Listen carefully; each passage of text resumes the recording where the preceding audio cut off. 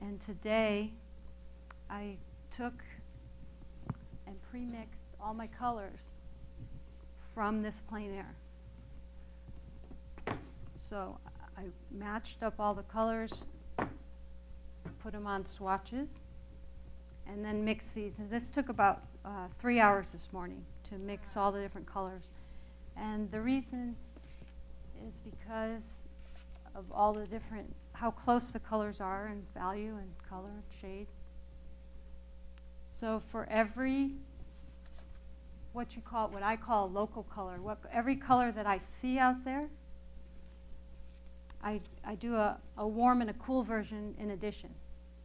So if I see this bright yellow sunlight, I mix a cool and a warm.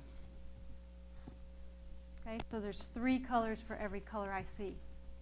Okay, so that's why it took so long to do the mixing. I'm not going to bore you mixing because we only have 2 hours. These are plein air paintings, and I do keep them for as long as I can to try to do larger paintings. So both of those paintings there are museum finished paintings, but they did start as a sketch. I call these sketches. They're done on boards, not on canvases, because they're easy to pack. It's New Traditions. It's on the supply list. I like them because they don't warp, and they're museum quality, and it's linen on top. These are the swatches that I do while I'm out on location. So I carry a little book, and while I'm painting these, I'll do a quick swatch and write down how I got that color. Because when you're outside, the light is so bright, and then when you bring it indoors, it changes, and it's almost impossible to mix it indoors. So these are my notes. And one example of what you can do, this is all this one color Prussian blue is up in the corner. So from this one tube of paint, I was able to make all these colors with the one tube. So I'll do swatches like this in the studio. So I practice, clarity of color, and then when I go out, I'm able to do them very quickly, like this. So I do both in the studio swatches, out of the studio. And I use them, I keep them, and I don't let anyone have them. On my large pieces, I do massive swatches, and I lay them on the floor in front of the paintings. Now these paintings here this took almost a year to paint. Most of the work is over on that side.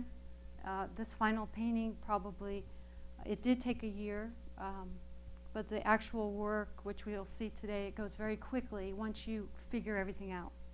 Okay, so if I take care of the swatches and the color and being outside and I mix them properly, then putting them on the canvas takes no time at all, right?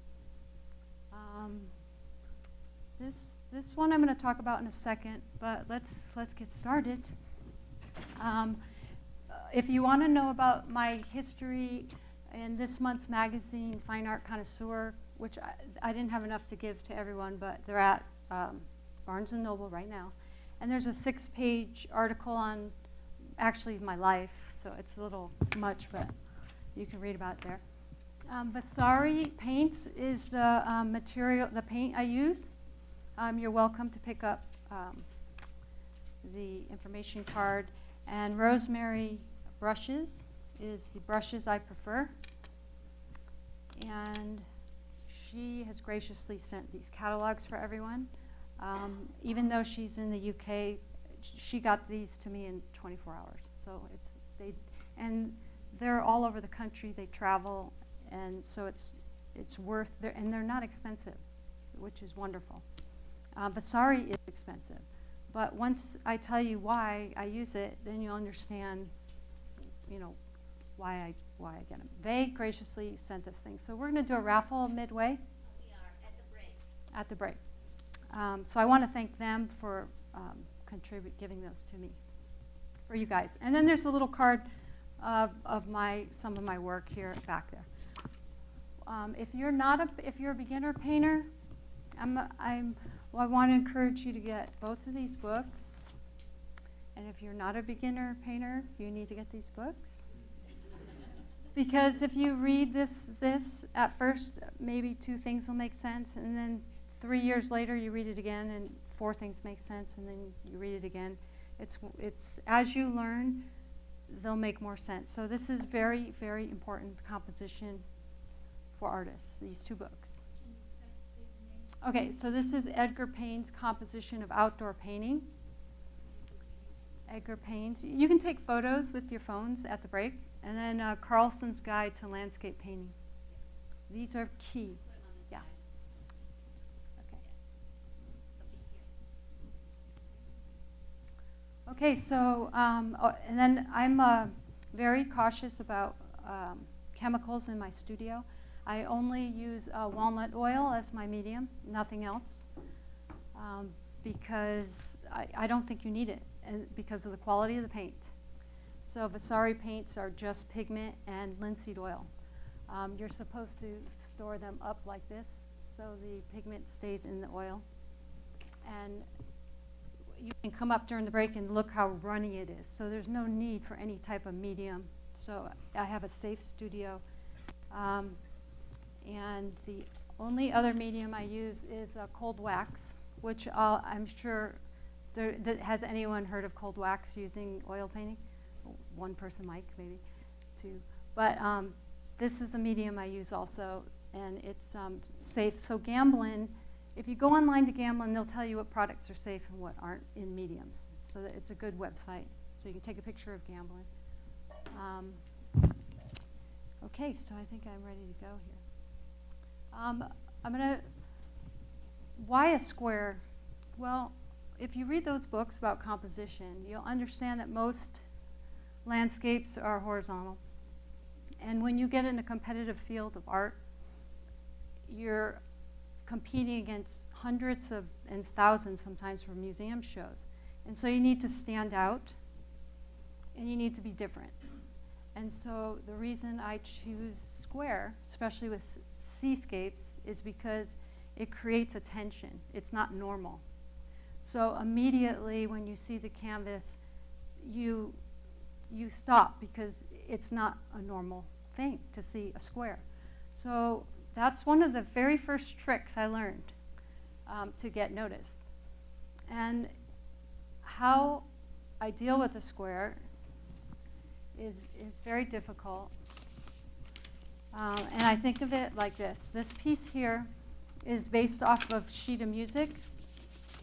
So when you look at a sheet of music, you see how it, up here, it's kind of, the rhythm is smooth, and then it intensifies, and then slowly go, and each is line by line by line. And I thought it's just like a seascape, each wave as it comes in. And I thought, well, that'll be easy for me to do. You know, I just put the waves kind of like this. But then the tricky part is this is 2-dimensional, and I need it to go like that, right? So in my mind, this is what I'm thinking.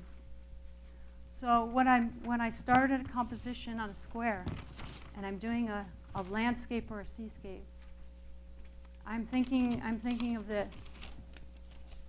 And so every section is in your eye stepping backwards or forwards or downwards, okay? So we saw the photo of what I'm doing, which will make no sense to you. I mean, maybe you can see it. Can you see?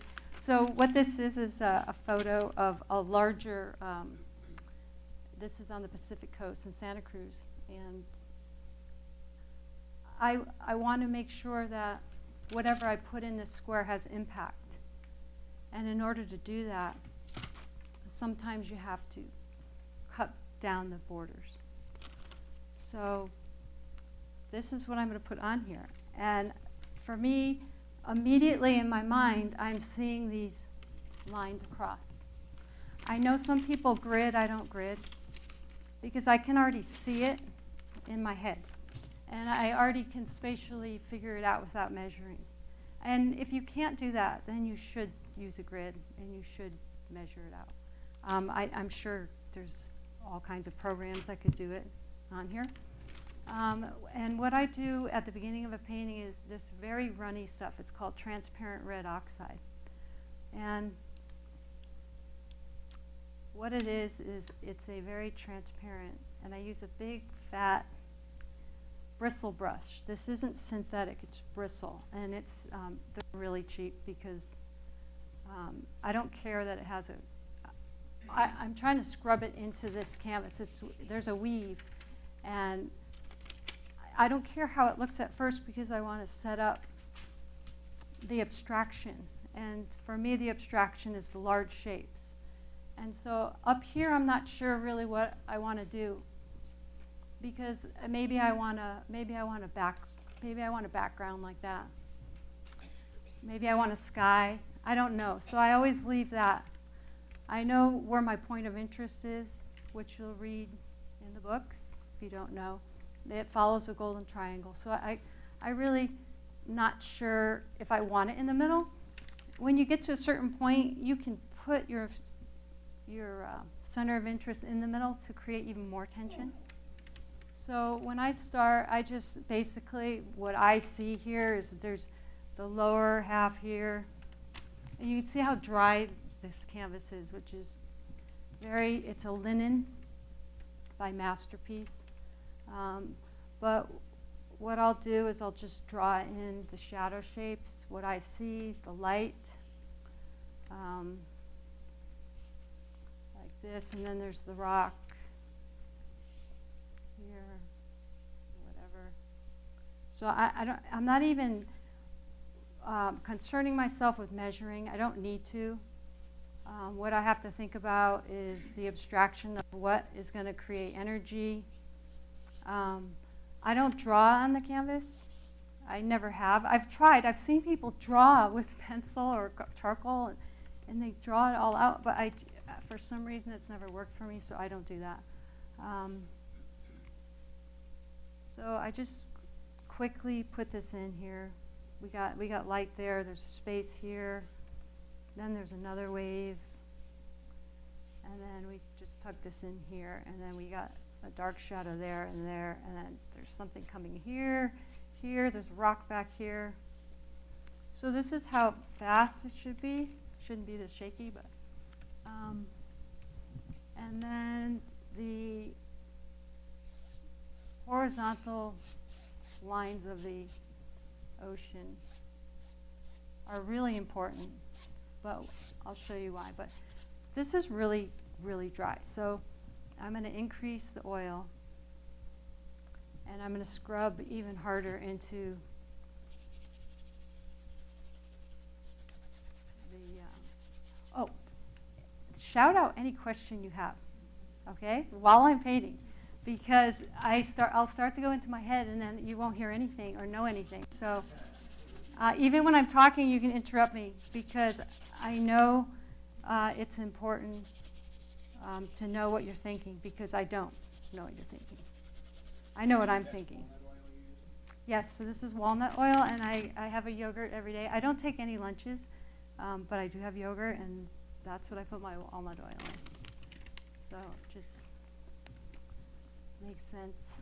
If you have any questions about supplies or mediums, even though I don't use any, I know all about all of them because I tried them all.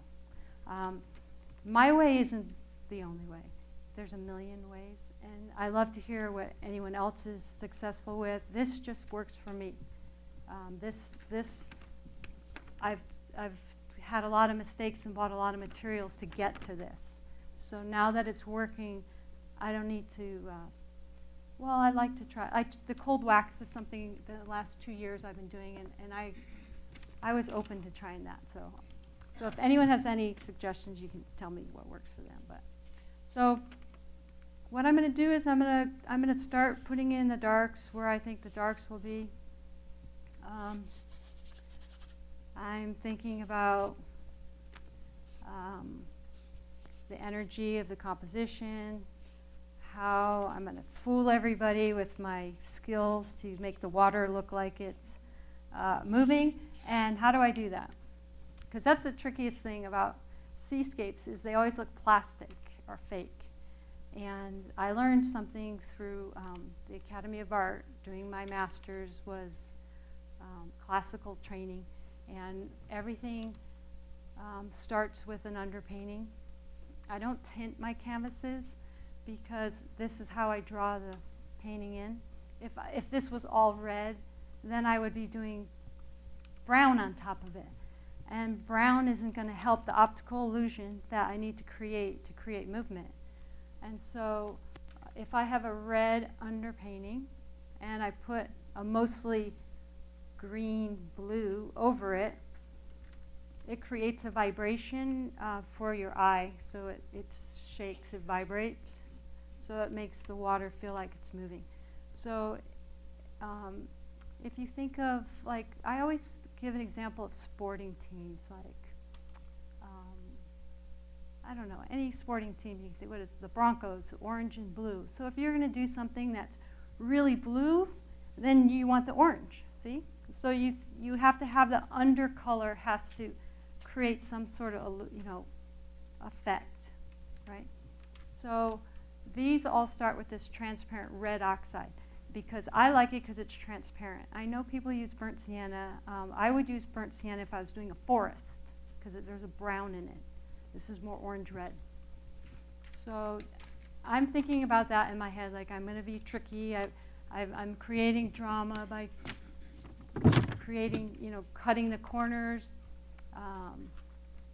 I'm using the red underneath, and then I'm just let me get this in really quick, and then I'm going to jump to something which you'll be surprised about. So while I'm putting this in, I'm being careful on my drawing, even though it doesn't look like I am.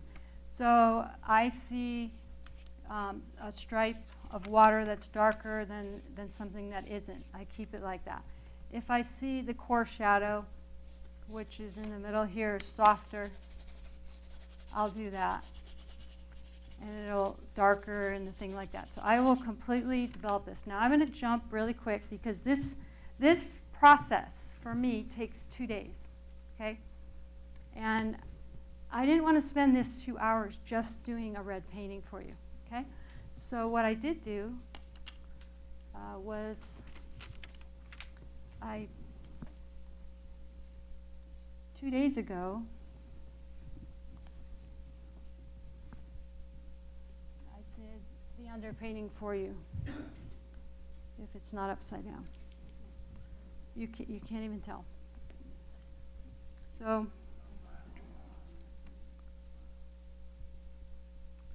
now, no, it should be. So I thought 2 days was enough, but I forgot that we're in Massachusetts. So this is not dry. It should be. Does that bother me? No, it doesn't bother me. Would it? It should be dry though.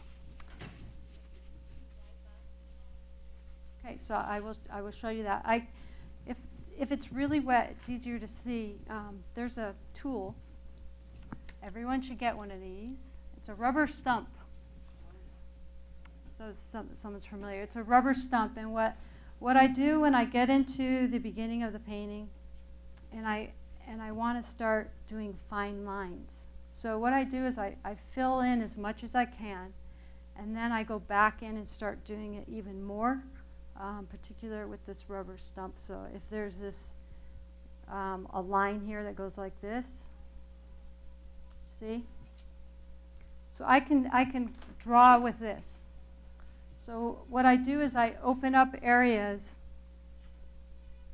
that I think are part of the drawing that are important to me, where I need to have a hard edge or a light edge or soften edge rather.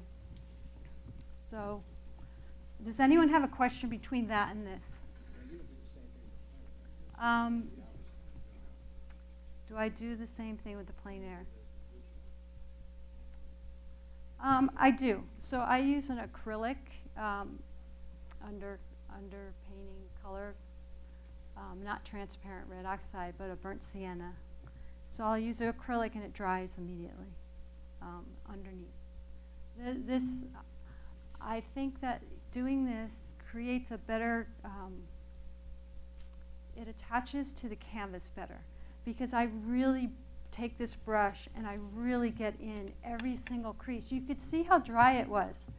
That's why it takes so long. I have to rub it, and get it inside every single crevice in there. So when it dries and I put the next layer on, the little flecks of red come through, right? So it creates that illusion like pointillism, you know, where the dots on top of the dots. It's the same exact thing. You can't tell in the end, but it's there. So when you go in museums and things and you see the old classical work, there is an underpainting, and it is a red or whatever's, you know, complementary underneath. So it is like I'm painting it twice or 3 times or 5 times, but in the end, the result is what I'm looking for. Now this is just one technique. I can do alla prima, which is basically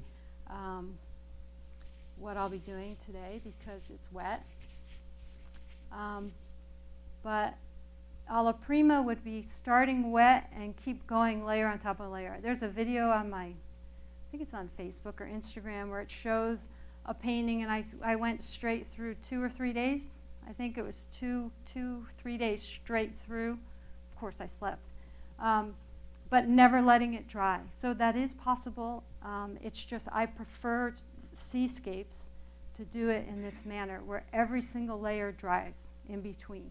So that painting there probably has 15 to 25 layers, because it also has glazing on top, which is a technique that you can make things warmer or cooler in different areas by just putting like a clear glaze on top. So I'm going to start doing this now. Is there any questions? Everyone's so quiet. No questions? Oh, I was going to read you something. So everyone should keep a journal if you're an artist, or if you're not even an artist, you should keep a journal. And things that I say there's a lot of things that I should be doing that are in here. But this is what I wrote, and I thought it was important for this. So I'm just going to read it. This is something I just wrote to myself to remind myself of something. So I wrote, I feel like I have reached a threshold in my artistic journey. In order to push myself past the comfort zone, I have to accept my intellectual decisions based on intuition. I need to let go and trust my education and field practice. So if I've done enough of that, and I've done enough of this is a very, color theory is very intellectual. That's the field practice. Then I should be able to paint this with no problem if I just go for it. If you think it has to be perfect and you take forever to put a color on, or if you're mixing while you're doing it, it's not going to work because you're focusing so much on your mixing that by the time you get over here, you don't know where to go. But if you pre-mix and you've thought it through and you worked for 2 days on your composition to make sure there's no tangents, there's no conflict of anything, that it has a pattern. I'm using the S composition. Because you can use multiple. I'm using triangular convergence to create more impact. So I'm using all these different compositional tricks to create a powerful, energetic painting. So if I figure that out, this is the hardest part. If I figure that out in advance, then nothing is going to stop it from being a great painting. So this is where I could wipe the whole thing out right now. So you can change, but once you start putting your color down, you're limited to your changes, and if you haven't mixed your colors properly, then it's not going to come out right. My weakness is color, and when I applied to graduate school, they looked at my portfolio and they said the first thing you need to take is color theory, and so I guess I don't know anything about color. So what I learned is that you can cheat on a few things. So since my weakness was color, my palette is arranged so I don't make any mistakes. So I used to line one side with cools and one side with warms. So when I'm in a section where it's cold, if I'm in a cool section in here where it's cold, sun's not in there, then I would only mix paints from this side, never go over there. And then if the opposite, if I need the warm sun, only use this up here. And so and that way, I didn't make a mistake in the paintings. Now I've gotten away from that. I don't even need to think anymore. But that's how I helped myself. There's a lot of people who can't draw. And I know, I mean, I grew up drawing because I'm pre-computer age. And but I went to my master's degree with computer kids, and they always argued why they couldn't use the computer to do their drawing. And the teacher would say, because you can't. You know, this is classical training. But I do know that every artist throughout history has used whatever technology that they have available. So if you aren't strong at drawing and you don't have the rest of your life to do it, then you should do what you should, like Kevin McPherson, I went to his workshop, and he did a bigger canvas than this, and he gridded the whole thing. And then he gridded his whole paper. And then he did square by square by square. And I thought, why is he doing that? And because that was what his weakness was. He wanted to make sure it was right. So I believe that if you have someone who can tell you, so you should always seek out somebody who knows what your weakness is, and you should take in that information. And whatever the weakness is, you should supplement yourself with that, you know, with the palette or the drawing. I know some people project. I know a lot of Western painters project.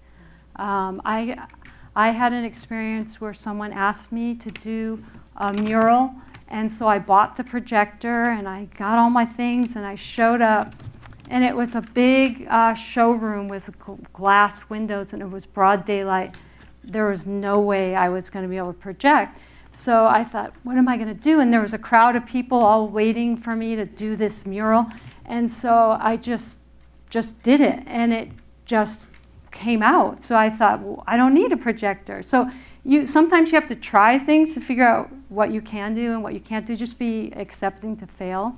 But to get to this point, there's a lot of ways you can get here, but this is not a value study. I know everyone jumps and says, you're doing a value study. For me, this is not a value study, it's an abstraction. So if I stand really far back, it's the power I'm looking for of what would impact a person. You know, so this is where I want to make sure that the darks all connect. I want to make sure that there's less light than darks, or the other way around. Like, I'm thinking of all these compositional problems which you'll read about to make it work. Okay, no questions. When you say safe, walnut oil is the safe oil you're talking about? Because to me, I'm hyperallergic, so it's not safe. Well, you can get any oil, so you can use kitchen oil. It comes in this giant thing, so I use walnut oil. But yeah, there's certain things that bother me, oils, but this does not bother me. So you can try any oil. But I know Rosemary brushes, she recommends that they be washed in shampoo. All I do is I dip it in the walnut oil and wipe it on a napkin. And I don't clean them beyond that. That's why it's all over my fingers. So yeah, any other? The walnut oil? It's on the list. It's the M. Graham and Company. You can order it. It's on the supply list, and you can order it online or through any store. Mike? So how do you maintain, when I looked at what I was painting, I could see the tube of the canvas still, that you say there's many layers of paint on that. So the layers, as you increase them, are they wet, thin?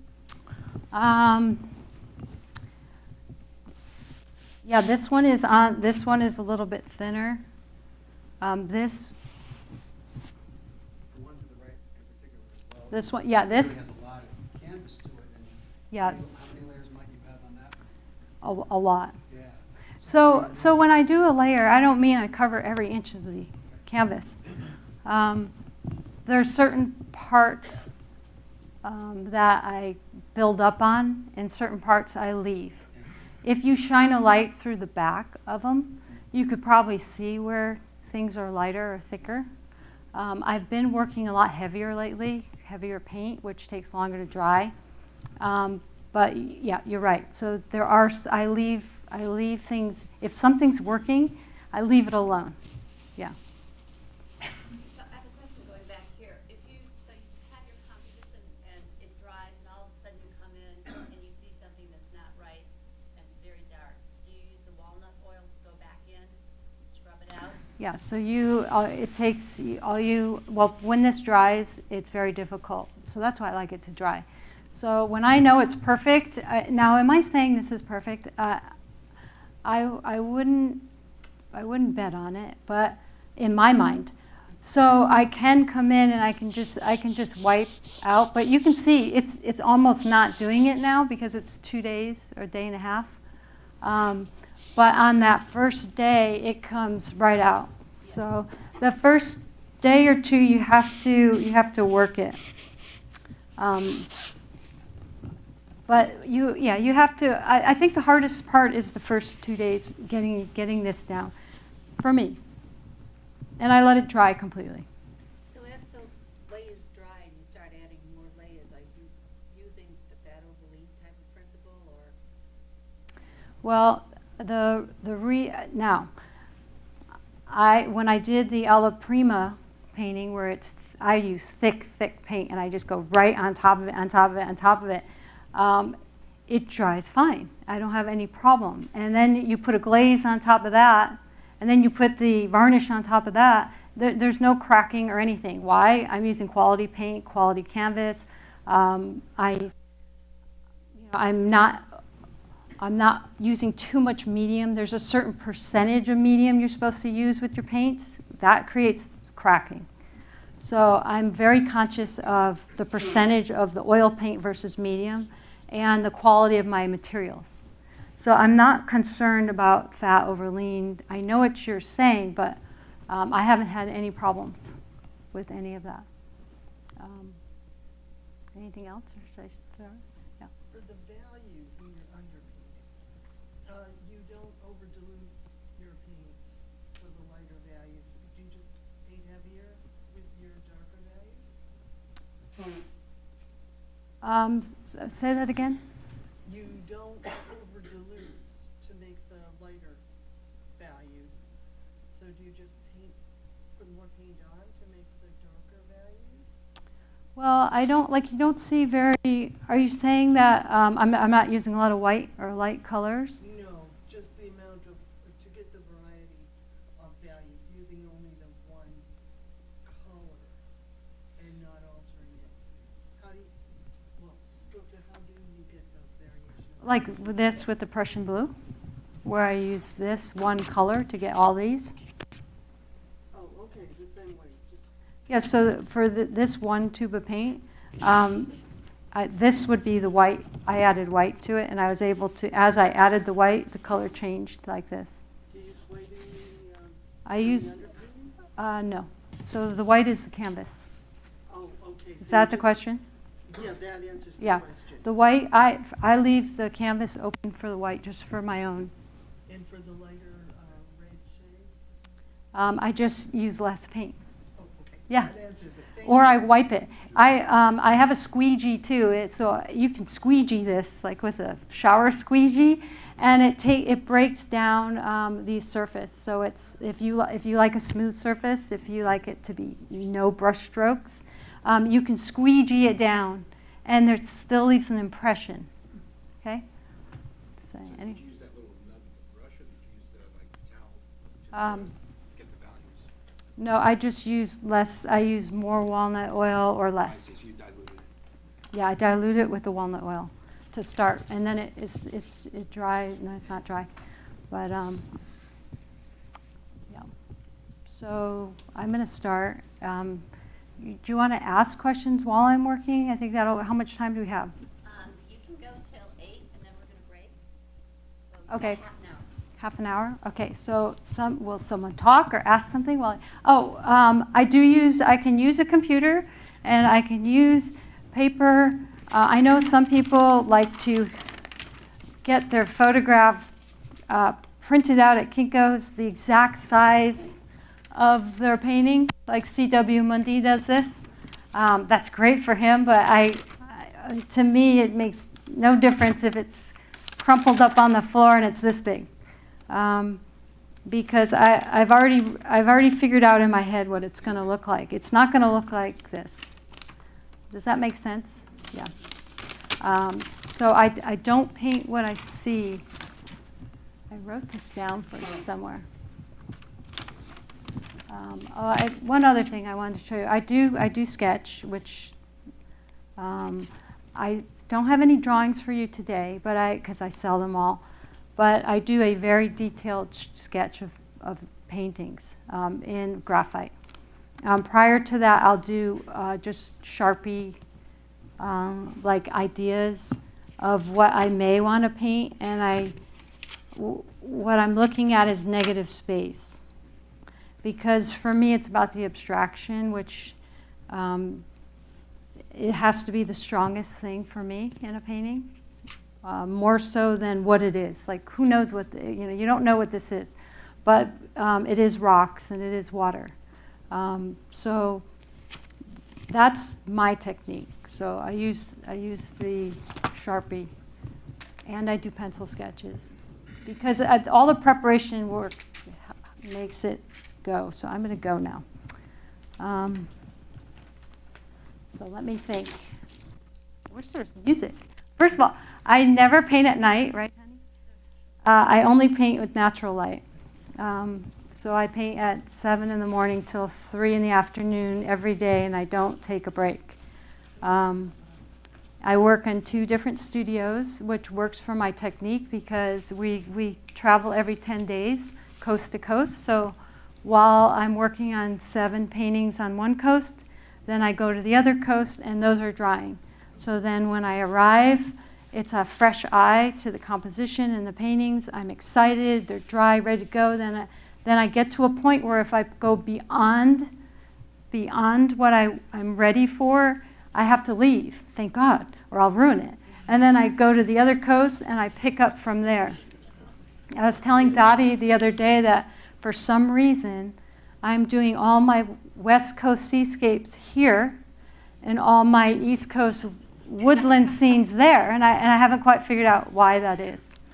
I think it's because I'm pulled away from the environment, and it looks so different. So the color quality here of the California light really pops in the gray of Massachusetts, and then the other way in California, it's so bright that I like to tone my work down. I work on probably 14 to 20 at a time. This is considered small for me. This is right now. This is considered small. I'm working on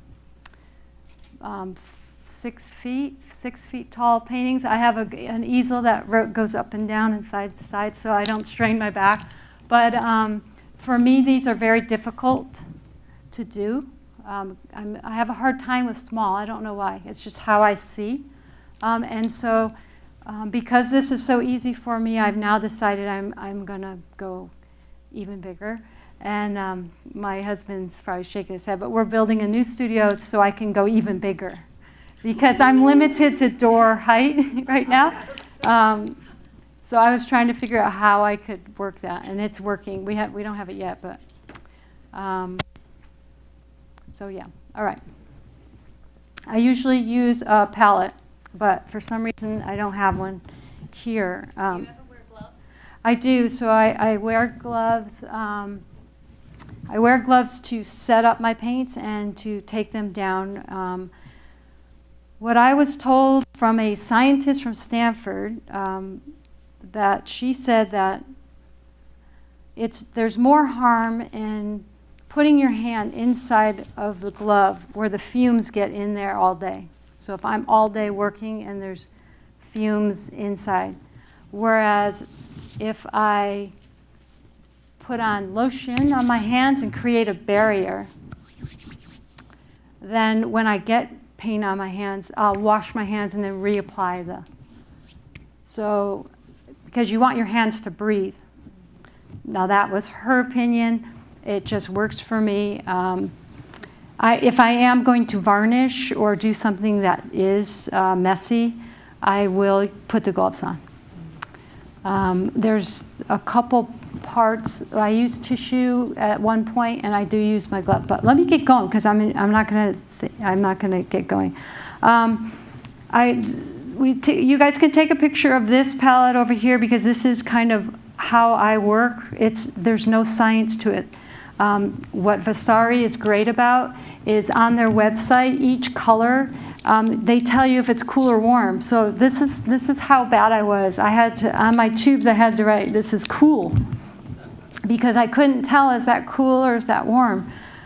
So I don't need to do that anymore, but that really helps. The more you know about your products, the better you're going to perform. The rosemary brushes, to me, are unbelievable performance. So the spring of the brush and the edge are how you can create this type of craftsmanship, I guess. Over here, I'm using brush like hog's hair, or I don't care. But when I have a museum show and it has to be top quality, I want everything to be perfect. So I use the right brushes. I know I used to clean them every night, and now I paint so much that they just stay wet all the time, and then I wear them out. I've never had that before, but I wear my brushes out now, so I just throw them out. So it's important about the quality of especially the canvases, and my frames too. So this is a framing company in Idaho, and they're hand carved, and the carving here this one is my carving and only for me. So he does a carving once you establish yourself. I was borrowing another artist's carving, and then at some point he said, all right, you need to get your own, and so now I have my own. So when you start to show at a more competitive level, this type of thing is required. So you have to, there's a lot of price points and great craftsmen that do framing, but it's as important as the brushes, the paint, and everything else. So how you present your work. What kind of brushes are you? Filberts? It's people are very particular about what kind, and I never was, but now I am. I like a long handle. I like the quality of her wood, and I like a long brush. These are longs. This is a short. See the difference? I like flats for certain things, like if I need to do a certain brush stroke. So as you get better, you start to know how to operate your machinery. So at first, it didn't really matter what I used, but now it does matter. I know exactly what I'm getting from each brush. So you work your way up through. So yeah, don't jump into something. You work your way. When you start getting not the result you want, that's when you need to get a new brush or a new paint. So a great example is I couldn't make these colors with other companies, and I couldn't understand why. I could see it, I would mix it, and I'd put it up there, and I would be so discouraged. And then I would go to a museum, or I would see like Clyde Espivig's work, and I'd go up to it, And I'd say, that is not this kind of paint. Where do you get your paint? So then I search out these painters, and Vasari seemed to be the #1. So I went to their factory in New York and worked with her. And she'll do things like, I will show up and say, there's this certain golden hue on the ocean top when the seaweed reflects from underneath. And I can't mix that color, could you help me? And then she will mix it and say, this is how you do it. And there's pictures of me just going like this, looking at her. And so also reaching out to the product people to help what you're having problems with. Because sometimes it's not you, it's your products. Okay, now I need some water, and I've got to start working so you can see some painting. Please get up and get snacks and go to the bathroom or whatever you need to do.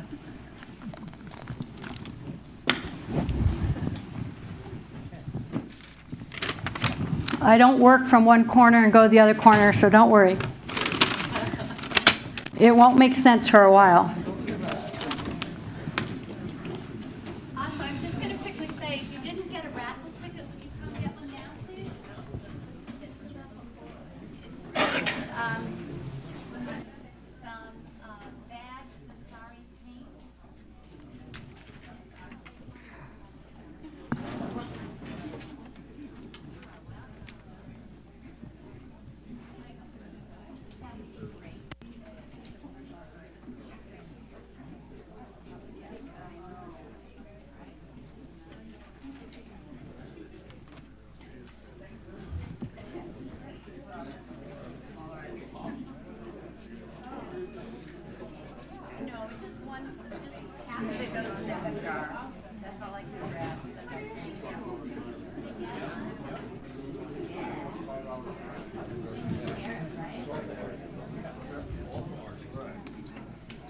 Dry enough that when you're laying that down, it's not picking up. It's not picking up, but it is dragging. It's catching it, which I like.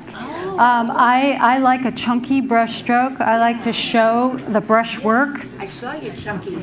Yeah, I'm chunkier now than these paintings. This is what I had here in, so I believe that's 2016 or 17. So I'm getting thicker and more bold with my brushwork. It's inevitable when you keep doing it, I guess. I don't know, I think maybe you get bored and you start trying new things. I've already mixed this color. I already have my cool and my warm, so I'm gonna just imagine that the sun's coming. Could we just hold it down so we can hear? Thanks. So I've experienced, oh, I forgot to say. So for my master's degree, my final thesis was painting for 1 year every day the ocean. So if you're gonna choose the subject and you wanna do it really well, you need to take about a year of actually spending time with it. So I was painting every day. And looking at the ocean, and I have to honestly say that whole year there was maybe 3 paintings that were worth saving. But what I did learn was that every single time I went out there, there was the same rock, and there was the same water, and there was the same sand, and there was the same sky. And I couldn't understand why the paintings were so boring until I realized it's how they connected that made them more exciting. And it took me the whole year to figure that out. And I'm glad I did it, but it was painful. So if you're struggling with something, it just means that you need to do it more. I think that's the most important thing. Now, I've moved on from seascapes, but I keep coming back to them because it's what I see every day on the West Coast. We have a home on the ocean, so I see it every single day, and it's going to work its way into my work no matter what. So especially nature, I really like doing it, so I enjoy it. I have a question. Okay, I'm going to work while you talk. Okay, one of my biggest problems is I'm primarily, I have been primarily a plein air painter. Is that Mike? What will happen is, That's Mike, okay. yes, that's Yeah. me, yeah. Hi, and what will happen is I'll paint a painting and then I'll work on it later that day and then, and I'll try to work on it again the next day. And that times the paint will dry too fast for me and I'll start basically, it ends up not looking good. It gets too thick, it gets, and then I might paint something different over another layer that's kind of thick, and basically it comes out too thick, and then, if I'm painting a whole different painting on top of another painting, even a bunch of times, it doesn't come out good. Well, And with studio paintings, I'm yeah. having the same problem.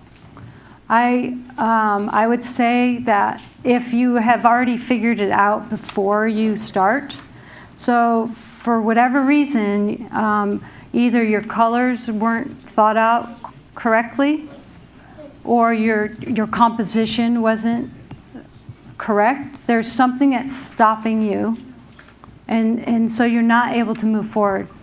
Do you understand?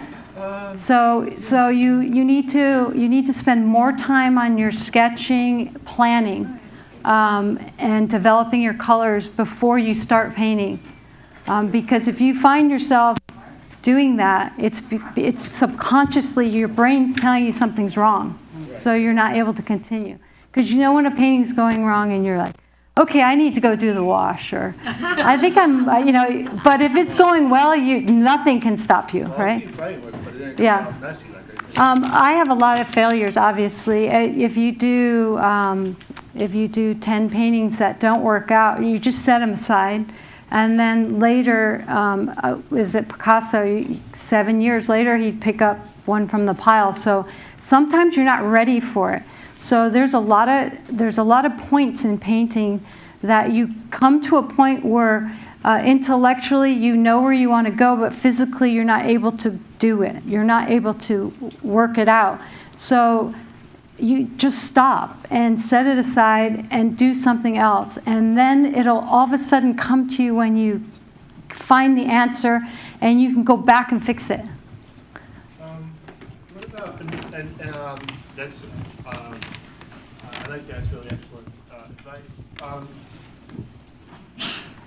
And the planning and the color mixing is something I'm going to look into more now. But what about just in general painting too thickly, and well, I don't want to paint so thick. Well, you can scrape it out. So while you're painting, you can scrape. You can scrape this like this. You can use brushes. So there's brushes that paint thinner. So portrait artists use the badger hair, or this really fine brush, and that'll really smooth it out. It's almost you can't see anything, right? So it might be your brush. Okay. See, it's not you. Those are all the different things. Yeah. Yeah, it's not you. It's your. I've been trying to figure it out for. It's probably your brushes. 2 years, frankly. Or your paint's too thick, maybe. When you have a chance, you can look at how oily, and I haven't added anything to these, how wet it is. Yeah. Okay, so I'm finding a lot of other tubes, small. I get the big tubes on purpose. They are more expensive, but they're not dried out. Oh, Yeah, so the little tubes dry out.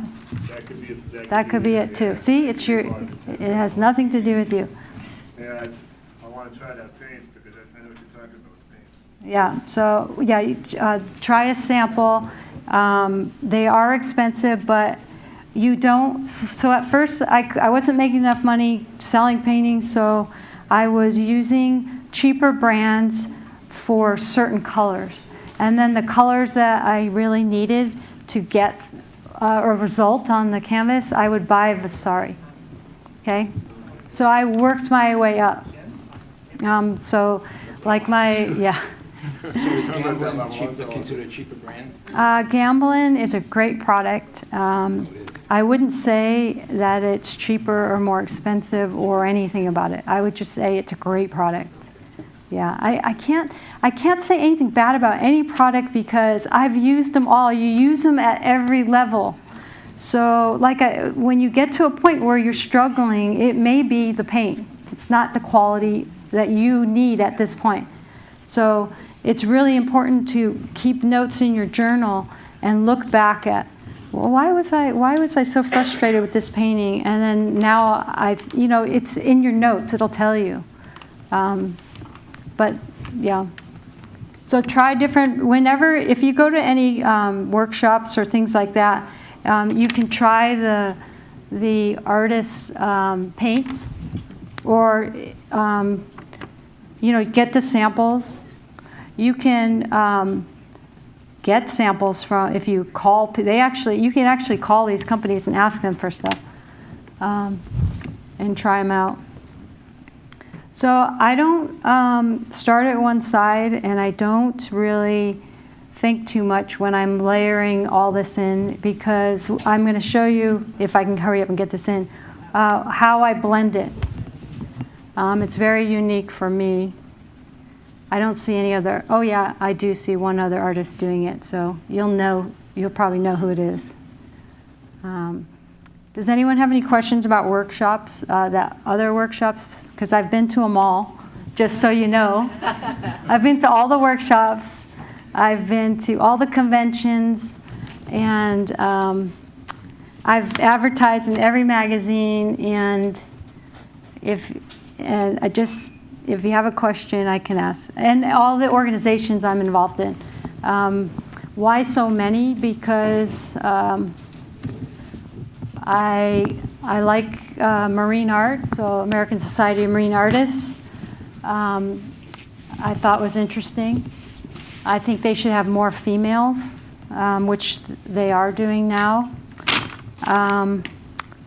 The California Art Club is one of my favorites because of all the shows they offer the artists on the West Coast.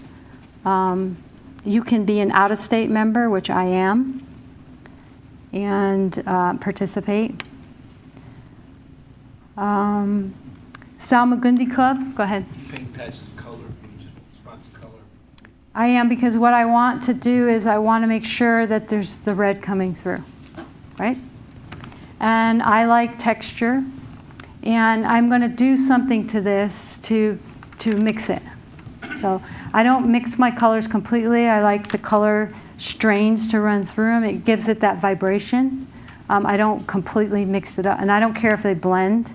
As long as I start off with the warm and cool. You can't, I don't know if you can see it from this, but there's a warm and there's a cool working in here. And then this, I'm leaving the white. I always leave the white last, mostly because I like to put it on top. And I use cold wax to do that, so I'll show you that technique. You use a lot of chroma in the beginning? High chroma? So the chroma I save for the center of interest. Those things I don't even think about anymore. I used to. So what he's asking is where the most intense color is going to be, the most saturated, brightest spot, and it's usually in the golden triangle area or wherever your darkest dark and lightest light is. So those things I used to be very conscious of. I used to think about where my horizon line is, make sure it follows in the thirds and all these rules of composition. But then you get to a point where your competition is not following the rules, and their paintings are awesome. So then it starts to get fun, because then you start breaking the rules and making it work. So for this painting, I've been working with an X, which is also unusual. So I am putting, sometimes I put my main interest here, but because of my connecting darks, I balance it out.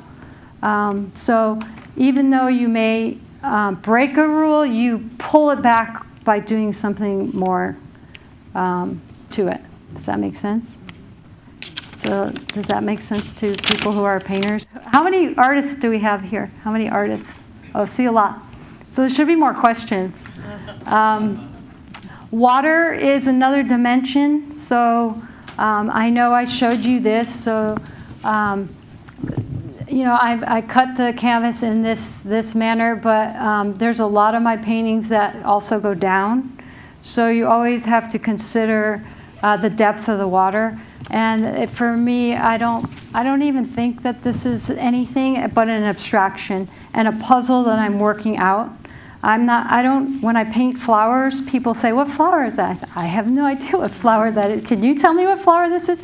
Because all I see is an abstraction of nature and energy that I'm trying to control and to make you see what I see. I'm not trying to create a photograph, right? So I'm pushing, pulling, and playing with what I see. So, all right. Any other questions? Just let me know.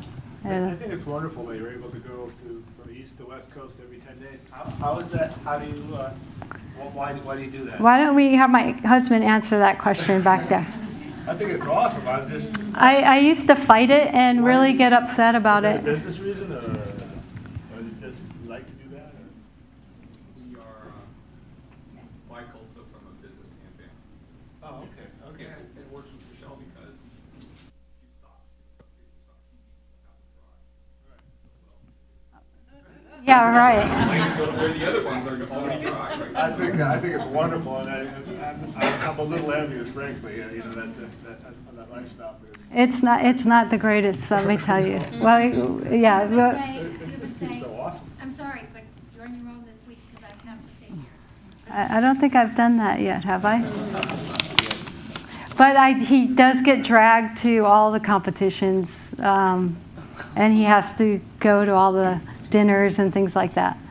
I don't think he enjoys that. In all the like oil clearance American national competition, all the spouses are fanning their spouses. No, I'll tell the story. Yeah, I'll tell the story, Mark. I feel like No. I'm so inadequate. No, I'll tell the story. Listen, I was in Florida. No, Mark, I was in Florida, and I was at a plein air competition, which I do not enjoy. It was plein air Easton, which is a very big competition. I think it's 11 or 17 days. So he had to come because we would have never seen each other. And it was really hot. And what my husband did was he rented a car. Is this the one? Or no, that was Florida. He rented a car and he went down to see the Red Sox at the training, spring training, right? Okay? So I'm out in the heat, standing there with my little easel with a little tiny umbrella, and I'm painting, and I see this truck pull up. And the woman gets out with her big hat, and she walks over like this, and her husband drags out one of those giant tents like you see at a sporting event, and he puts it up in the street, and then he gets card tables too, this big. He sets up a lunch hibachi. He's got lawn chairs. He's got a cooler. I was standing there. I was just like, and he comes over and he goes, "Can I get you a coffee?" And I was like, oh my God. So I told Mark, I said, you know, you have no idea. But the traveling for us is working out. It wasn't at first for me, and I couldn't. The problem I had was on the airplane, I felt like I was losing time from my work. And so what he explained to me was that when you get in the chair of the airplane, because it is a 6.5-hour flight, right? So he said when you sit in the chair, and we are flying first class because of his work, and so that makes a big difference. He says sit in your chair and pretend take a deep breath and pretend you're relaxed in your chair at like home in the living room. And once I realized that and started to do my reading and all my work on the computer, then when I hit the ground in California, I'm ready to paint. So I'm actually more efficient because my schedule is so tight. So I can thank him for that. But I did fight it for about a year. I was using excuses for why I wasn't working, I guess. But yeah, it is nice to be able to travel with Mark.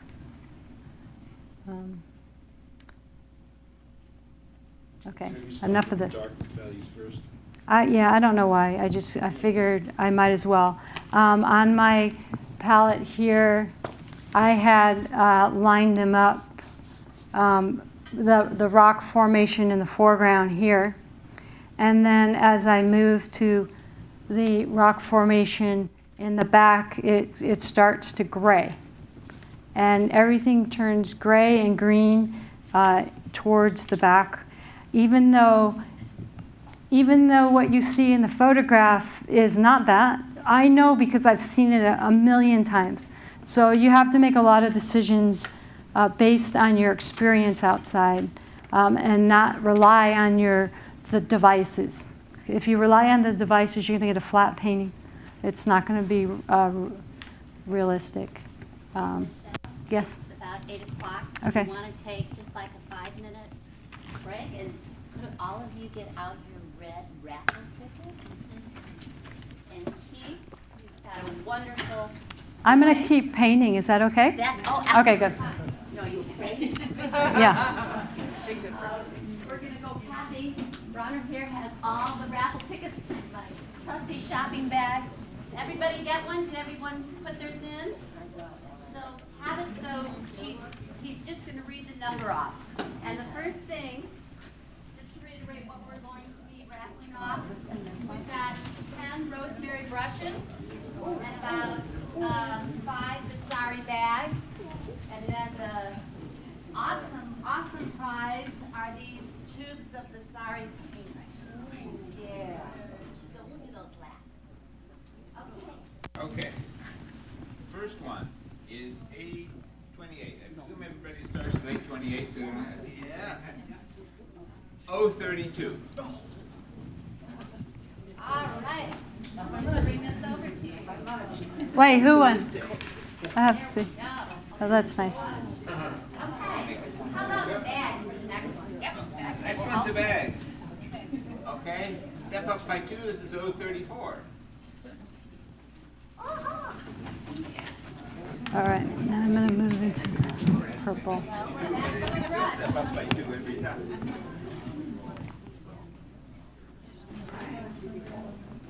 Okay, we ready?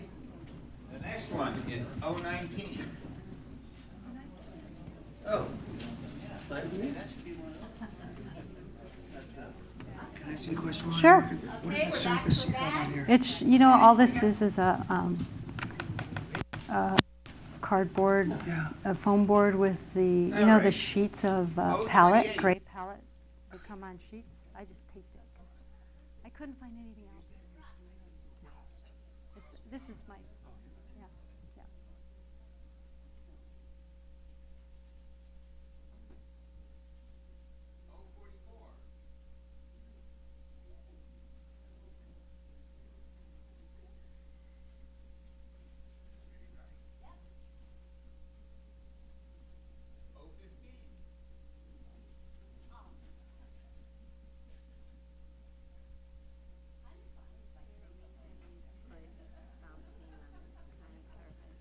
No, it's all I could find. Yeah, there's no reason. This is, they come in sheets of palette, or gray palette. It is great. Yeah. Yep. 006. Gentleman on the other side. And the cool wax, what kind of, Right there. what does it do? What it does is it makes the foam. I'll show you. 035. Going once. Hang on to 35. Okay. You'll cover it. Oh, yeah. Wait, is that 35? 35. 35, okay.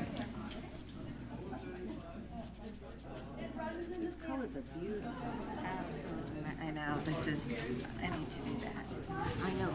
Okay, There's 025. no way I've ever been able to, like, get these colors. What is that? I'm sorry? When you change from one color to No, not necessarily. I just wipe it. oh, you Yeah, my color harmony is already perfect, So it doesn't matter if you mix it with another paint. Yeah. I wipe them though to get the difference. 047.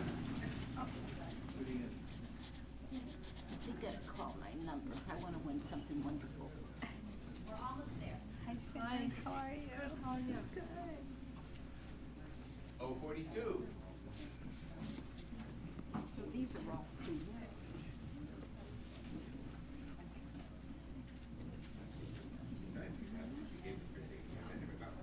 Are these all pre-mixed? or Yes. these- No, I've spent 3 hours today Making figuring it those out. colors, Yeah. okay. So right here, this is wet, so be careful. Yeah. But one of these colors may have five colors in them to get the color.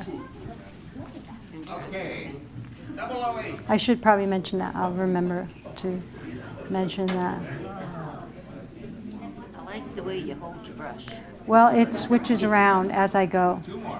I'm used to I'm not used to bending over. I have an easel that goes up and down. So I don't know what I'm doing. It looks so watery, the paints don't like it. Because someone else left to get shirts again. Okay. That's a long. The house is getting old.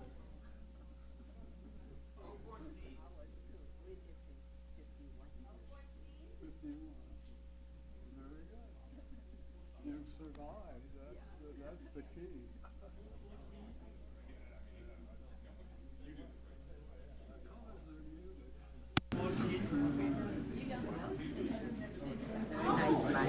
Go to senior center. Apparently so. I haven't had an opportunity to go see it. I can't really comment.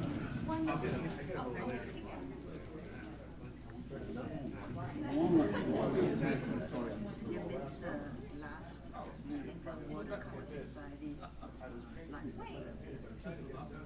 Yeah. There were 3 people painting big canvas. I didn't stay to, You were there. well, I guess I didn't. Right when you started. Where did you do your Well, I master's? was, Academy of Art in San Francisco. Yeah. I did it in 2013. So I was old, and all the kids were so young, and it was hard. It was hard. Just because of the computer issues.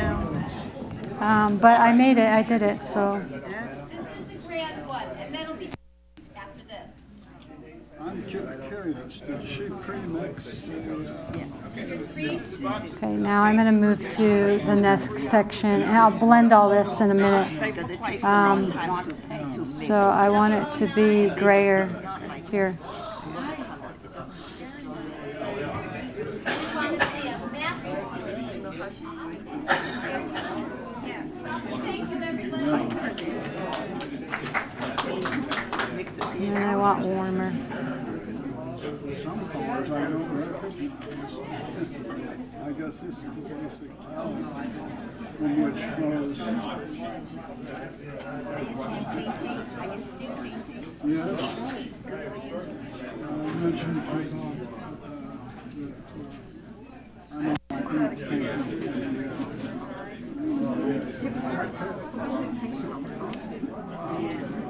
He hasn't painted for a year. Well, that's what he said. I don't think- But he's writing poetry, but he said having going to the show. There's a definite towering of the way you put the color on people. Back your place right away. There's a what? A towering.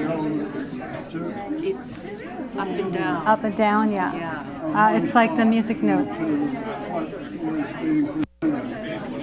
And I didn't get any kind of response. There's a yellow. So he'll do better Although than this that. doesn't really help me, does it?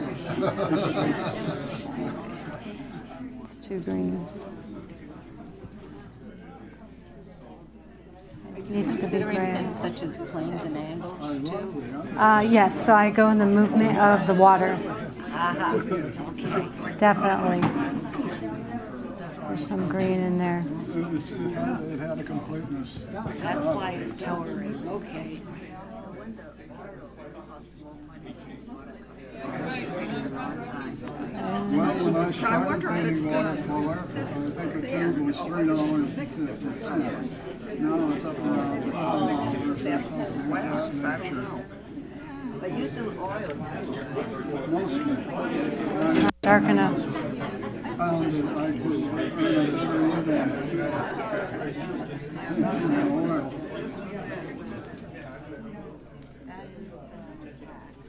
Now, did she say she mixed the paint with the wet? No, not till I get to the foam or to the very end of the painting. I want to minimize my medium. The wet? She said she'll show us. It's a little wet. It's wet. It's wet. It's sticky. Oh, it changed when I got married. And I waited a few years to make sure that it was going to be still good. Oh, is that fun? That's not funny. That's mean. Do you start with your darkest values to set the stage? Yes, definitely.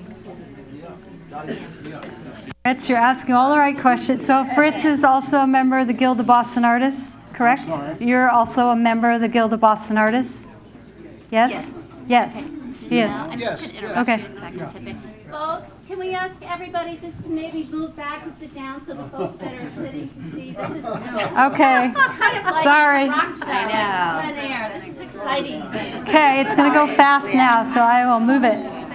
Thank you for coming up here. And thank you, Michelle, for all those giveaways. Well, yeah, thank you to Vasari Paints and Rosemary Brushes. It was their donations.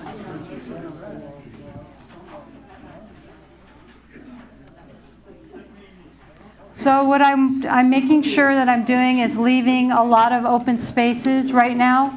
The reason is because I'm going to blend them in a minute. So I am putting in where I think the cools and the warms should go. I can't really tell because I'm so close to it, but Well, that's a question I had. Do you often, when you're painting, go back and forth? I do. I have a lot of room in both my studios to back up, and it's really important because most of my paintings are very abstract, even more so nowadays, earlier days. So it's really important that I back up. I don't need to quite yet because it doesn't really make any sense quite yet, but it will. Hopefully.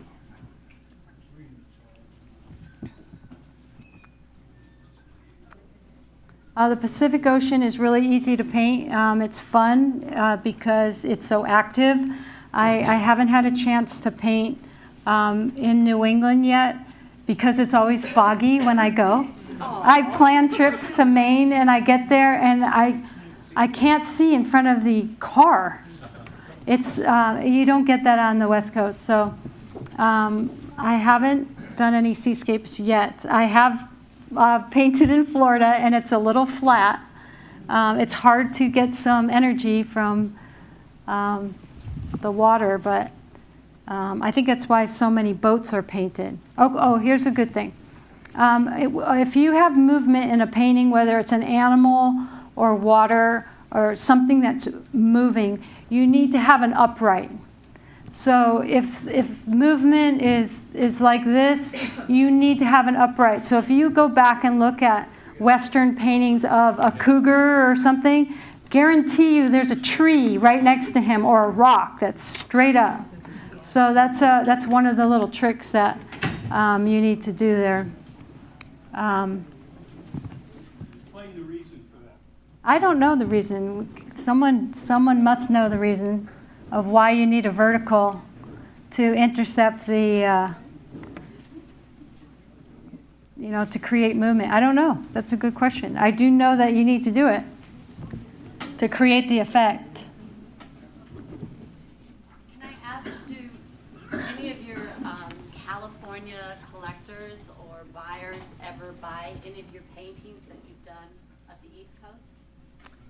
Yes, so I am very fortunate to have wonderful collectors who they don't care what I'm painting. What they care about is that I keep innovating. So one of the things I think is really important is, as an artist, that you don't say, I'm going to be a Hudson River painter. Well, the Hudson River painters are gone, okay? You have to be present. And if you want to be an artist, centuries from now that people look back at, they're not going to look at the people who tried to be, a certain type of painter. They're going to look at the originals, who was present. So I consciously focus on trying new things, and if I'm successful, like I was successful with the seascapes. I got a lot of awards and things for 2-3 years. And then I decided, okay, I'm not going to do these anymore. I don't want to be known as the girl who does the seascapes. So then I moved to another series. So if you notice, a lot of artists like Matisse, Picasso, de Kooning, they did series, and the series don't necessarily are the same. So you want to make sure that your collectors understand that you're not going to keep doing the same red barn. I had one collector when I started that wanted barns, so I filled a room of her house with red barns, and then I wasn't getting anything from it. I mean, I was getting money, but artistically I was drained, and it started to show in the work. So I focused on what I'm working on, and hopefully the collectors will, respond to it. And so far they have. I stay away from major galleries because of that. I don't, not that I wouldn't be in one, but I don't want to be in a gallery that tells me to keep painting the same thing because they can sell it, they're a business, I understand that. So I look for collectors who are looking at my career, and they're looking to see how I'm developing. And so the California collectors I have, it doesn't matter what I paint. It's more of, what are you doing now? So I will get more visitors, like Mike is here, came and visited me at my studio with his box of cookies. So people will come to my studio because they want to sneak in and see what I'm working on. And because everything's a year out, so everything I'm working on now, no one will see for a year. So the collectors try to sneak in because they want to buy it before you send it off somewhere to a competition or a museum or thing like that. So, does that answer your question? Okay. So I've decided that I'm not going to do all water here. And the reason is because I brought something with me that I need to show how it works. When you're working on a seascape, it's the most important thing in the entire world, if you have a horizon line, is that it's straight. If it's not straight, it absolutely 100% is a distraction. So you need to have tools to make a straight line. And your arm isn't going to do it. So, I mean, maybe someone can do it, but I certainly can't. So, even though this is wobbling. So, this was a mistake. So a lot of it is intuition. Didn't I read that intuition thing? So, when I did this and I backed up in my studio, I thought, oh, wow, that looks like a land mass and the horizon line. And so that's something that I don't see anywhere, but it will help push back compositionally. It'll help push back the background so it won't be flat. This actually is a place off of Pebble Beach, looking towards Point Lobos, and so that actually is something.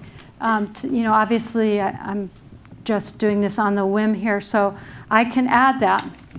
And it's really easy to do a background landmass for all you artists. It's CAD red, okay, which is, you don't think it is, and it's a bice, this color blue. And what it creates is this dull purple, a violet, like that. And what I use is, I use anything. I'm so desperate that I carry, for my plein air paintings, I use a ruler. And I use these in my studio because if I use a regular ruler, you're looking at your canvas so long that you're probably going to be like this. So this holds against it like this. And it's not going to be perfect because this is wobbly, but you just put your smoothing. You put your line across, and it's kind, I don't know if it's straight, but I'll fix it later. But it's kind of across, and then what you do is you add your landmass like that, and then you get your rubber stump, which is the best tool in the world, and everyone better buy one. They're at art stores. They're called color shapers.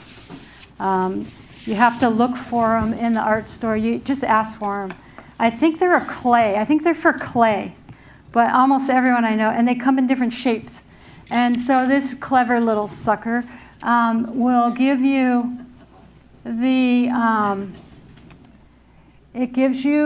it pulls out the gray, and it creates the atmospheric line. Like you want a soft line across your horizon. You don't want it a hard edge.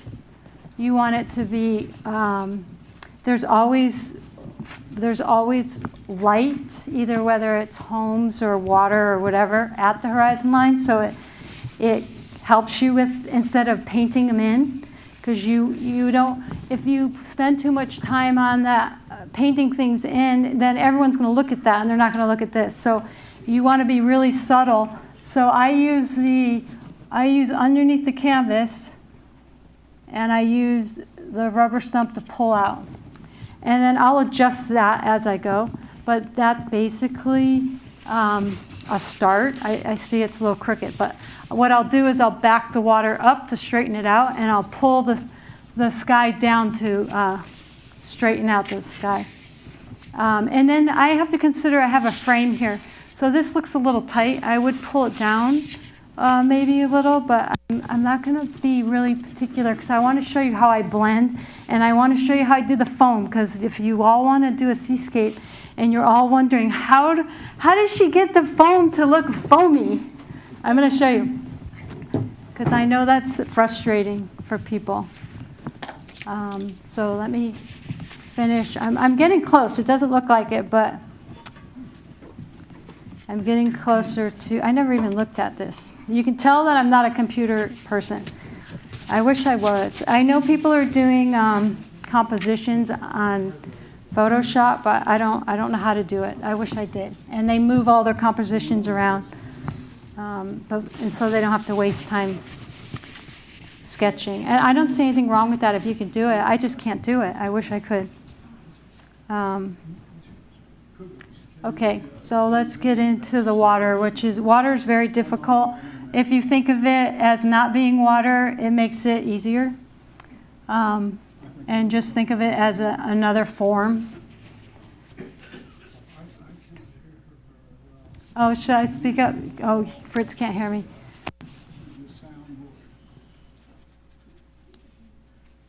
Yeah, so Fritz is another artist at the Guild of Boston Artists.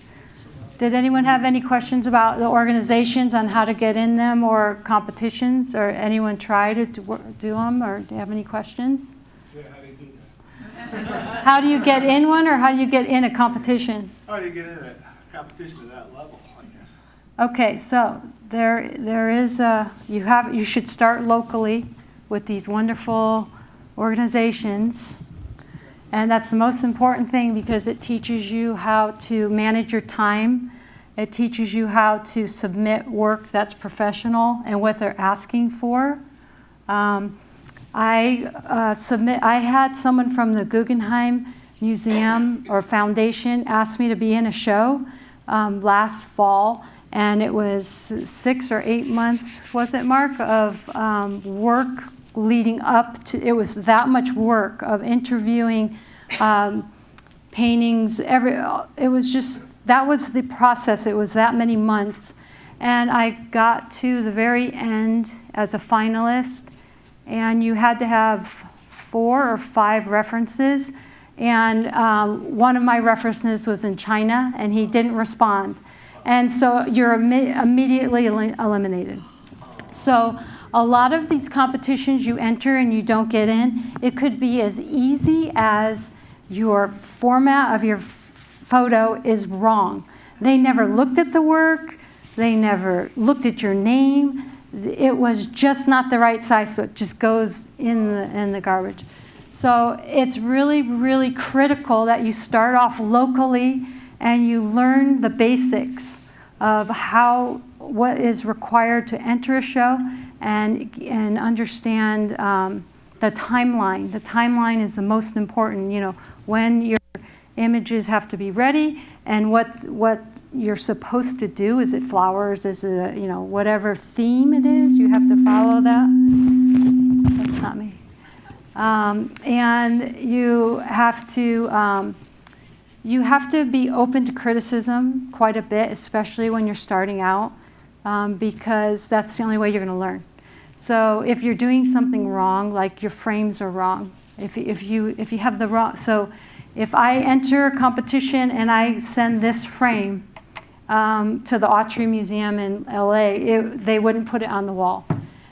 Maybe they would tell me why, and I would learn, but by the time you get to that point, you know. So you have to start locally, and you follow their rules, and then once you start winning first, second, third place merits, and you start to establish a resume by doing that, then you, and you have already, is it me? And then am I good? And if you, then you,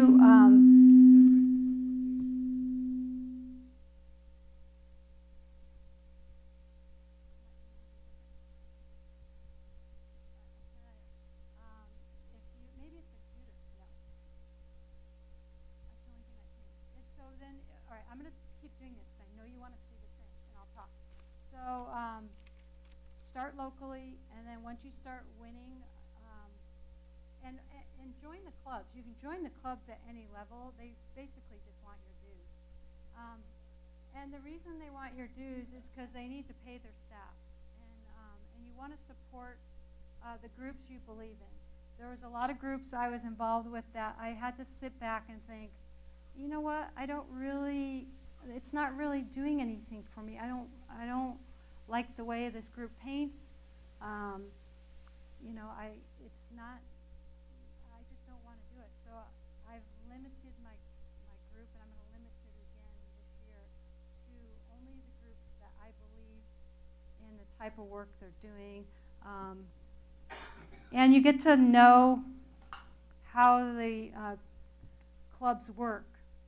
So suppose you have a show coming up and you find out immediately who the judge is.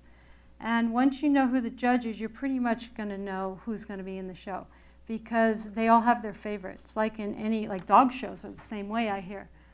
So if you know a certain judge is going to be judging, and you've never gotten in a show that they've judged, then why bother? Then wait till the next time. So you have to be smart about your selecting, and you have to make sure that everything is 100% correct in the application process. And if you don't know how to do it, every single group has helplines or whatever that can help you through it, and you can't wait for the last minute.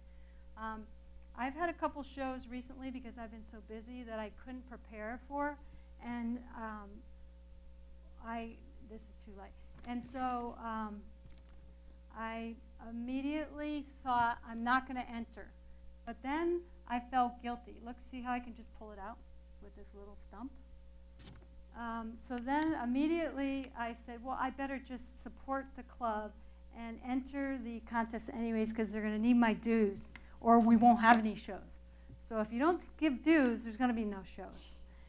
So I put in the painting, knowing that it was terrible. And then I was thinking to myself, well, maybe I'll get in. You know, I've been working hard this year, and they know that I work hard. And so then I didn't get in. And then I thought to myself, well, of course you didn't get in. You weren't ready. So you have to understand that if you're not ready, you're not going to get in.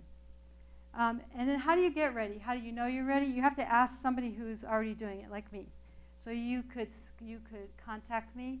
You could come by my studio. You could say, look at this. Do you think this is going to get into it? And I could probably tell you in 10 minutes whether or not it'll get into whatever type of show you're trying to get into, or it will. And so then that's how you really know, is if you ask. You can't just blindly be submitting things to shows that you don't know anyone in it and you don't know anything about it. You have to learn by asking and trying. And the failures, so if anyone's done the judging, or you go online, it's online jury, and there's these boxes, and it shows every show that you've applied to. Well, I've had years where it's all X's, no's, X's, all reds, X's. And then it got to a point where it was all greens. And I thought, this is great. It took about 10 years. And then now, the X's I get so mad, but I know it was because I wasn't prepared. And so for a show like this one here has won many awards. And for each show, I made sure I started, well, this one, okay, this is another thing. If you have a winning painting, then keep entering it in other shows, okay? That's the other thing, because you build up your resume. So it says 4 different shows that won award, but they don't know it was the same painting. So that's a good trick, too. Yes, you can, because you got to start locally. And then the other thing is now if I'm going to enter a show at the California Art Club Gold Medal Show, I start 1 year before. So you have a list at home, and it tells you all your deadlines, and you need to start a year before. But like I said, I've been rushing, and I haven't been getting in some shows I wanted to.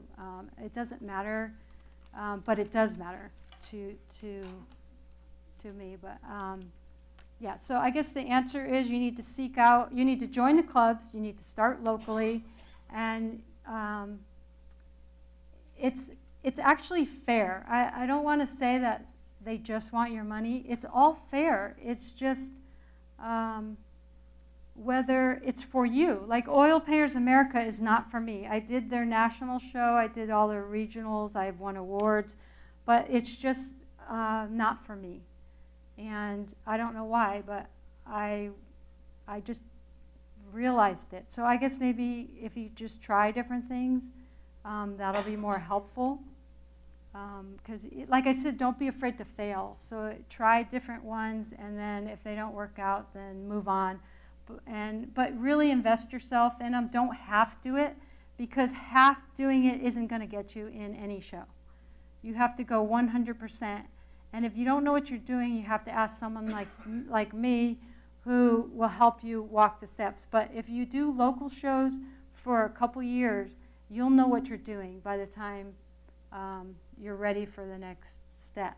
And trust me, there's steps. I'm at the bottom of what I thought was at the top. So you keep starting at the bottom every time you achieve something, which is very frustrating, but that's what I like. I think it's like golf. There's a golfers feel that way? I think so. You never become perfect. Yeah, so, exactly, yeah. Do your collectors sign a clause or know that you might want to enter something that they're waiting for to show? So I don't let anyone have anything if I have it planned for a show. Because it could go to multiple shows.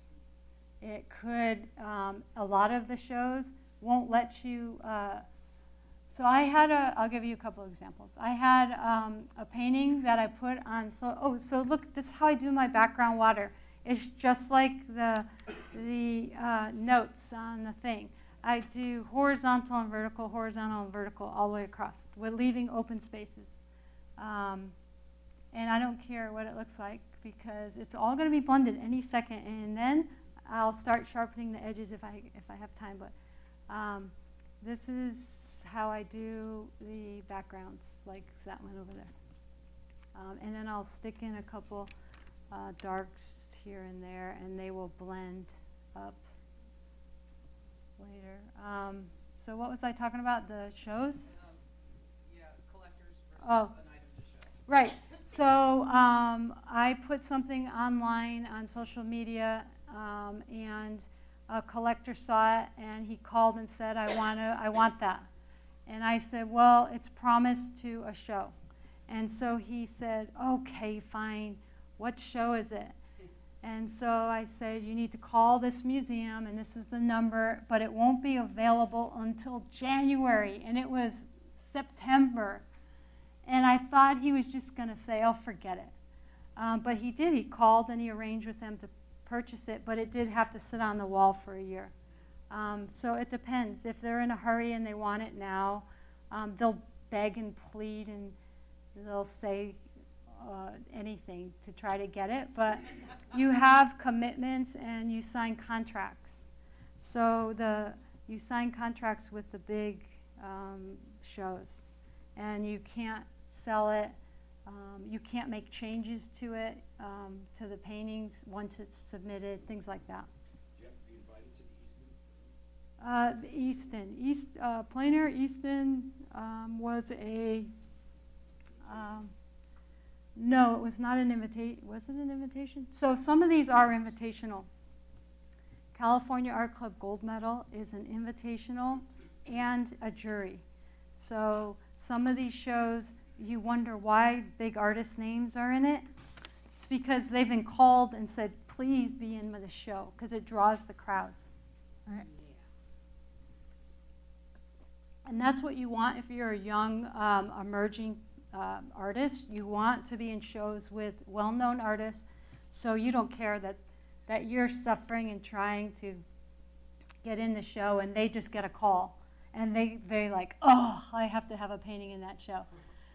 But it's really important that the the less experienced artists are participating, because that's how you get people to look at your work. Like if it was all beginners, no one would go. And then it's frustrating. Sometimes some of the shows, like Oil Painters America, you show up to the opening and all the paintings are sold on the opening night of the well-known artists, because collectors know to call beforehand. So if you wonder if that's, I mean, a question, I don't know. Okay. So getting close to, I always have trouble with the flat areas. I want to look. I know they're cooler, but they're not darker. The reflected light from the cool wave and the overhead sky creates a very difficult area here and here. I'm sure people have trouble with that. I always leave it towards the end because I'm puzzled, like how am I going to do this? And then how I solve it is I just put in the darks, and then when I blend this, you'll see, things will smear on it, and then I kind of touch it up after that. So I'm going to choose to do just some little edges in this water areas, which may pick up.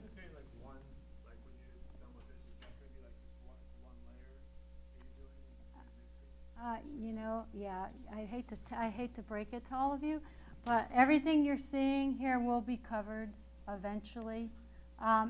Most of painting is taking away, so as much as you put on, You are pulling it out at the same time. It's a give and take process.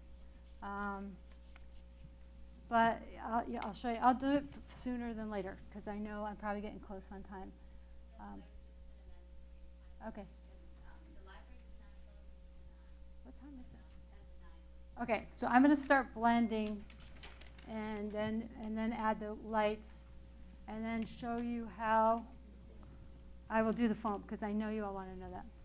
But let me put some more grays in here.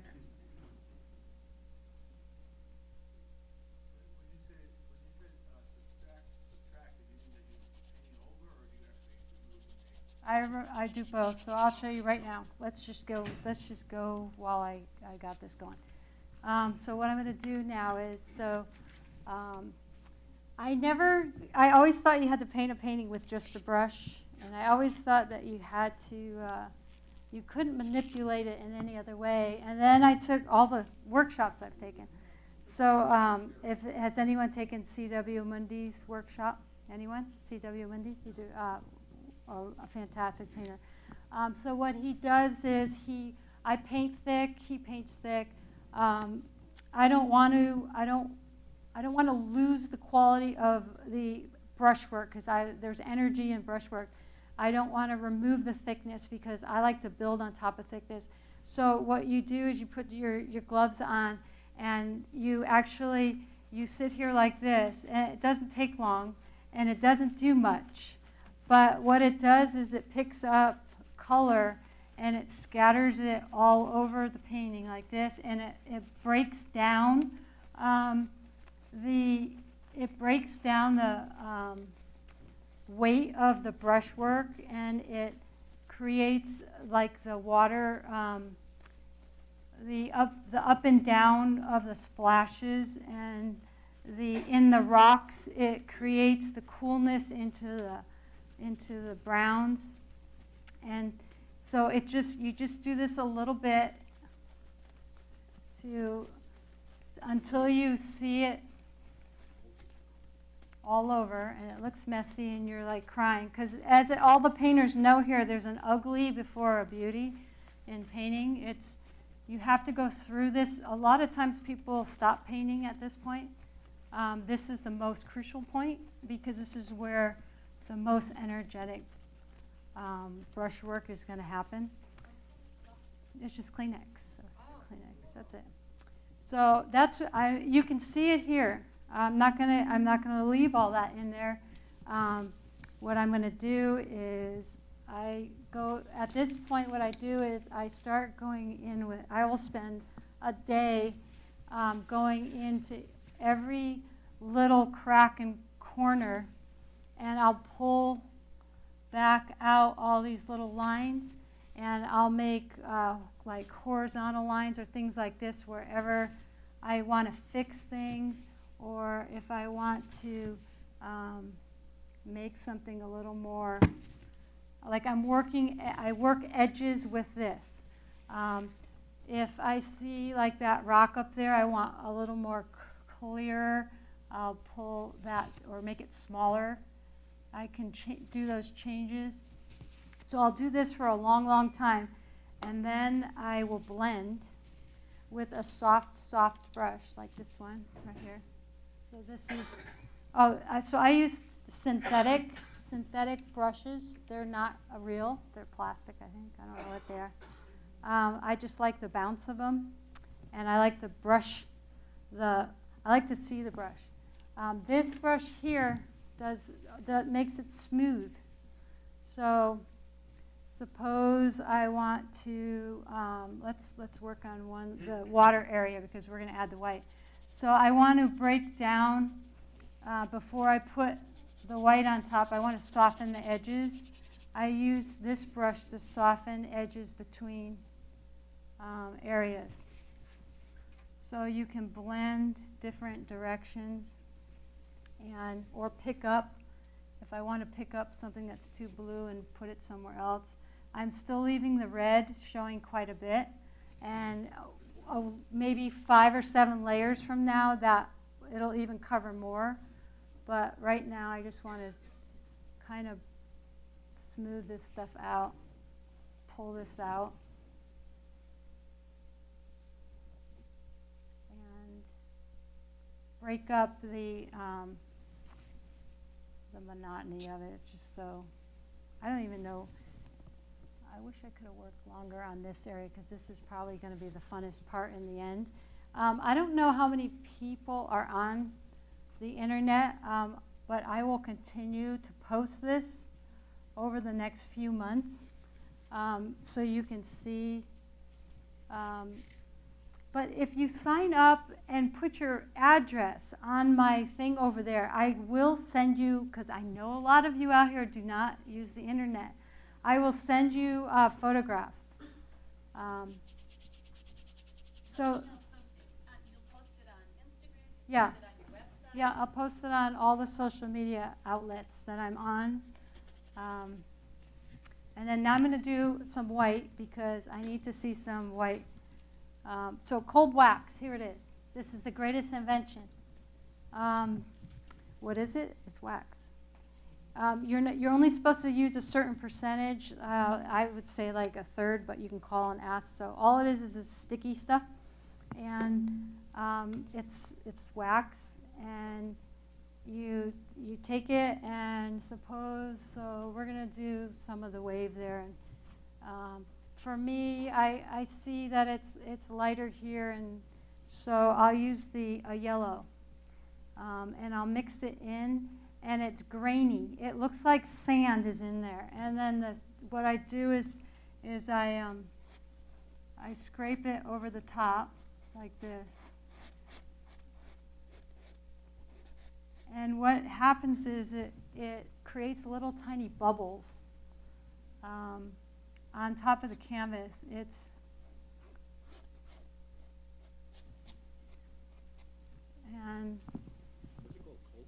cold wax. So it creates I don't know how to explain it. Just like it's like there's sand in it. So it's.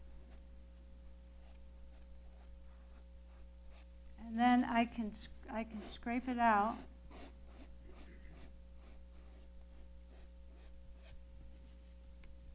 And then add more. It kind of is there's a little bit of pink.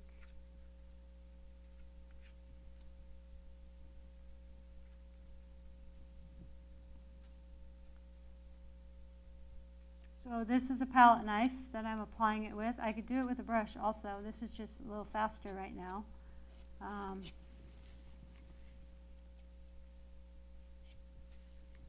Now, if I also do this with the waves, so I can use a palette knife to cut in and get rid of lines or add lines. So sometimes I spend the whole day doing this, and I just fix every single wave or take it out, and then you get all this extra stuff, and then I can fill in spaces like this. And then when it's dry and you use cold wax, that's the best because you get the spray. So the spray on these paintings, I don't know if it'll do it because it's not. Where's the spray? Up here. It goes in as a bubble. You'll have to look up close. You'll have to come up after, but it creates a little. And then I can use a brush too. That's probably faster for me. But I've only used one brush, or 2 brushes. That's good. I was telling somebody that you can only if your color harmony is correct. So if the harmony of all your colors all work together, then you can use one brush, and you just wipe it. If it's off, then the brush will show it. But it should be neutral gray every time I wipe it.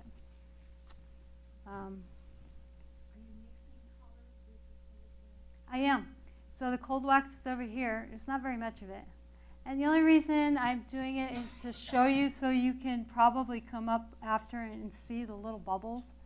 Because I know everybody doesn't really know about it. And I know it's something that I use quite a bit.